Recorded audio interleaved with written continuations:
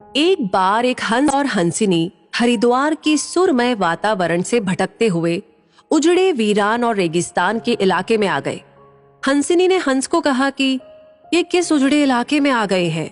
यहाँ ना तो जल है, न जंगल, न ही ठंडी हवाएं हैं। यहाँ तो हमारा जीना मुश्किल हो जाएगा। भटकते भटकते शाम हो गई तो हंस ने हंसिनी से कहा कि किसी तरह आज की रात बिता लो, सुबह हम लोग हरिद्वार लौट चलेंगे। रात हुई तो जिस पेड़ के नीचे हंस और हंसिनी रुके थे उस पर एक उल्लू बैठा था। वो जोर से चिल्लाने लगा। हंसिनी ने हंस से कहा, अरे यहाँ तो रात में भी सो नहीं सकते, ये उल्लू चिल्ला रहा है। हंस ने फिर हंसिनी को समझाया कि किसी तरह रात काट लो, मुझे अब समझ में आ गया है कि ये इलाका वीरान क्यों है। ऐसे उल्लू जिस इलाके में रहेंगे वो तो वीरान और उजड़ा ही रहेगा। पेड़ पर बैठा उल्लू दोनों की बातें सुन रहा था। सुबह हुई, उल्लू नीचे आया और उसने कहा कि हंस भाई, मेरी वजह से आपको रात में तकलीफ हुई, मुझे माफ कर दो। हंस ने कहा, कोई बात नहीं भैया, आपका धन्यवाद।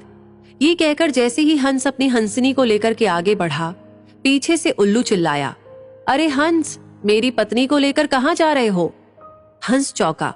उसने कहा, आपकी पत्नी? अरे भाई, ये हंसिनी है, मेरी पत्नी है, मेरे साथ आई थी, मेरे साथ जा रही है। उल्लू ने कहा, खामोश रहो, ये मेरी पत्नी है। दोनों के बीच विवाद बढ़ गया। पूरे इलाके के लोग एकत्र हो गए। कई गांवों की जनता बैठी, पंचायत बुलाई गई, पंच लोग भी आ गए। बोले, भाई किस बात का विवाद है?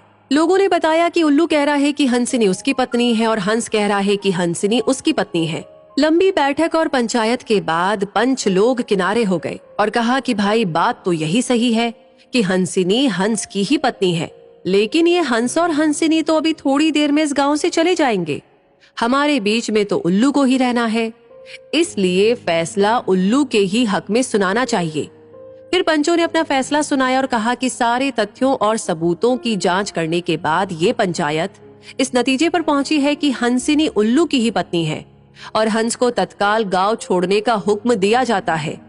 ये सुनते ही हंस हैरान हो गया और रोने, चीखने और चिल्लाने लगा कि पंचायत ने गलत फैसला सुनाया, उल्लू ने मेरी पत्नी ले ली।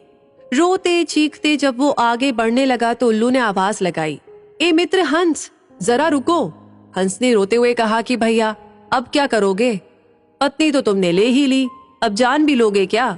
उल्लू ने कहा, नहीं मित्र, ये हंसिनी आप ही की पत्नी है और हमेशा रहेगी।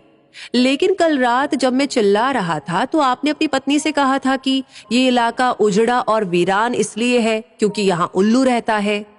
मित्र, ये इलाका उजड़ा और वीरान इसलिए नहीं है कि यहाँ उल्लू रहता है।